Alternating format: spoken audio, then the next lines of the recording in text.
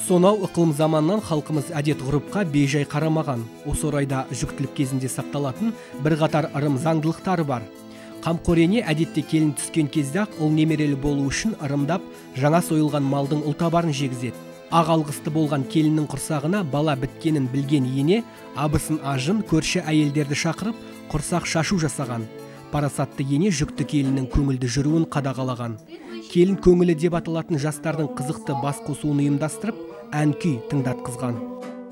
Ел арасында ел адамның аяғы ауыр болған кезде ұсынатын салт дәстүрлері бар. Ұзын толғақ кезінде әйел адам арқанды аттамау керек, және тігу деген нәрселерді өте көп ұстамағаны дұрыс.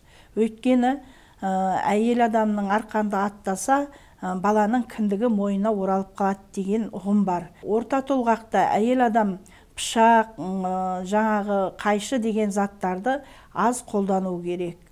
Ай толғақта түнде әйел адам жалғыз өзі жүруге болмайды, және суға баруға болмайды әйел адам. Барған күннің өзінде қалтасына пышақ немесе бәкі салып бару керек. Әйел адам түйенің етін жеуге болмайды, өйткені түйе құсап 12 ай көтереді деген ұғым бар.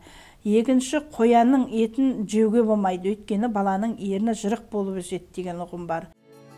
Босануға аз қалған шақта келінге заттарды ашқызу рәсімін жүргізген. Ол сандықтың, қаптың немесе арнайы даярланған сыйлықтың аузын ашу болған. Бұл баланың жол ашылып, толғағы жеңіл өтсін деген ниет. Осылай аяғы ауыр келіннің көңілін көтеріп, ұрпақ саулығын сақтаған.